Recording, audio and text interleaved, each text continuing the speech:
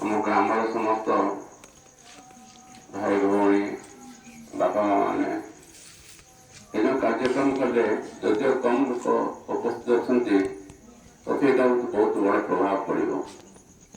ଆମେ ବୁଝିପାରୁନୁ ଦୁଇଟା କଥା ଉପରେ ଆଲୋଚନା କରାଗଲା।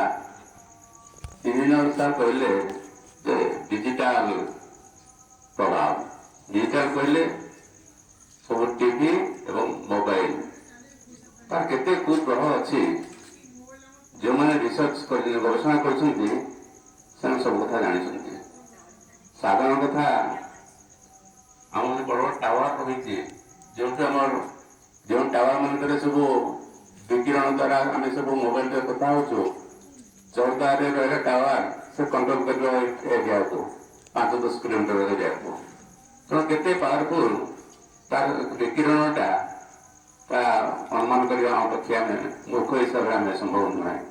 କିନ୍ତୁ ଦେଖାଯାଉଛି ଯେ ବର୍ତ୍ତମାନ ଯୁଗରେ ବହୁତ ଗୁଡ଼େ ପକ୍ଷୀ, ବିଶେଷ କରି ପକ୍ଷୀମାନଙ୍କର ମୃତ୍ୟୁବରଣ ହେଉଛି, ତାହା ଦେଖାଯାଉନି। ସେ କେବଳ ବିକିରଣ ପାଇଁ ହେଉଛି। ଦ୍ୱିତୀୟ କଥା, ପାରିବାରିକ ହିସାବକୁ ଗଲେ ମୋ ନିଜ ଘର କଥା ଦେଖୁଛି। ମୁଁ ଗୋଟେ ନାତି ଅଛି, ସେ ମୋବାଇଲ ସବୁବେଳେ ମୋଠୁ ନେଇଯାଉଛି ଏବଂ ତାକୁ ମୋବାଇଲ ଛଡେଇ ଆଣିଲେ ସେ ବିରକ୍ତି ଭାବ ପ୍ରକାଶ କରୁଛି।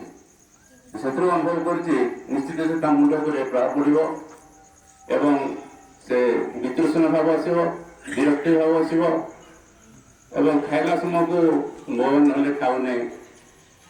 ତାହାକୁ ମୋବାଇଲ ନଦେଲେ ସେ ଗୋଟେ ଲାଞ୍ଚ ଦିଆହେଉଛି। ତେଣୁ ଏଇଟା ବିଶେଷ କରି ମା' ମାନେ ଏତେ ଦାୟୀ।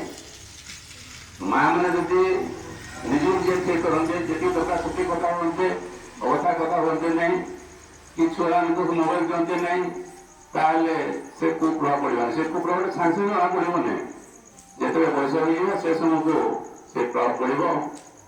ତେଣୁ ସାର୍ ମାନେ ଯେଉଁ କହିଗଲେ ଡିଜିଟାଲର ପ୍ରଭାବ କେତେ ଖରାପ, ମାନସିକ ସ୍ତରରେ, ଶାରୀରିକ କ୍ଷେତ୍ରରେ, ଆର୍ଥିକ କ୍ଷେତ୍ରରେ କେତେ କ୍ଷତି କରୁଛି ସେ ବୁଝିବା ଆମ ପାଇଁ କଷ୍ଟକର। ଆମକୁ ସଚେତନ କରିବା ପାଇଁ ଚାହୁଁଛନ୍ତି। ଦ୍ୱିତୀୟରେ ଭଉଣୀ ଆମେ କହିଲେ ଆତ୍ମା ପରମାତ୍ମା କଥା। ଏ ଆତ୍ମା ପ୍ରତ୍ୟେକ ଦେହରେ ଅଛି, କିନ୍ତୁ ଅନୁଭବ କରିବା ସହଜ ନୁହେଁ। ଆତ୍ମା ଏବଂ ଶରୀର ଆମ ସମସ୍ତ ଧାରଣା ଗୋଟେ। ଆତ୍ମା ଅନୁସାରେ ସର୍ବଶକ୍ତି, ଏ ଯେଉଁ ଉଦାହରଣ ତାକୁ ତ ପେଟ ପୁରିଗଲା ଯେ ଆତ୍ମା ଶାନ୍ତି ହେଇଗଲା। ନୁହେଁ ନୁହେଁ, ଆତ୍ମା ଅଲଗା ଜିନିଷ, ଶରୀର ଅଲଗା ଜିନିଷ। ପାଞ୍ଚ ସିଜିନା ନିତା କୁହାଯାଇଛି, ଲୁଗାଟେ ଚିରି ହେଇଗଲେ ଫିଙ୍ଗି ଦିଆଯାଏ, ଠିକ ଶରୀର ଠିକ ସେମିତି ଯଦି ଆତ୍ମା ଚାଲିଯାଏ ତାହେଲେ ସେ ଶରୀର କିଛି ମୂଲ୍ୟ ରହେ ନାହିଁ। ତାହେଲେ ଆତ୍ମା କୋଉଠି ଯାଏ ନା ଆତ୍ମା ହେଉଛି ଅବିନାଶୀ। ସେ ଆତ୍ମା ଯୋଉ ବିନାଶ ନୁହେଁ, ତାକୁ ପୋଡ଼ି ହେବ ନାହିଁ, ତାକୁ ଜଳରେ ବୁଡ଼େଇ ମାରି ହେବ ନାହିଁ, ଖଣ୍ଡାରେ ହାଣି ହେବନି, ତାକୁ କେହି କିଛି କରିପାରିବେ ନାହିଁ। ସେ ଆତ୍ମା ଓ ପରମାତ୍ମା ସମ୍ପର୍କ ଏଇ ଈଶ୍ୱର ପ୍ରଜାପିତା ବ୍ରହ୍ମକୁମାରୀ ମାଧ୍ୟମରେ ମୁଁ ଯଦିଓ ଅନୁଭୂତି ବିଶେଷ ନାହିଁ, ତଥାପି ଜାଣିଛି ସିଧାସଳଖ ଆତ୍ମାରେ ପରମାତ୍ମା ସହିତ ମିଳନ କରିବାର ଏକ ଉପାୟ ସେ ଗୁରୁଦେବ ବତେଇ ଦେଇଛନ୍ତି। ସେ ସାଧନା ବଳରେ ଯେଉଁମାନେ ସାଧନା କରିଛନ୍ତି ଜୀବନ ଦେହରେ ଆତ୍ମାଙ୍କ ପରମାତ୍ମା ଦେହରେ ମିଶି ଯାଇଛି, ଯାହାଦ୍ୱାରା କି ମୁକ୍ତି ଲାଭ କରିଛି।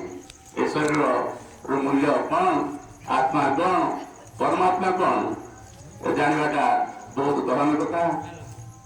ତେଣୁ ଆମକୁ ଯେଉଁ ସଚେତନ କଲେ, ସେଥିପାଇଁ ଆମେ ଗାଁ ତରଫରୁ ଆସିଥିବା ସମସ୍ତ ଭକ୍ତ ଭାଇମାନଙ୍କୁ ମୋ ତରଫରୁ ଗାଁ ତରଫରୁ ଧନ୍ୟବାଦ ଅର୍ପଣ କରୁଛି।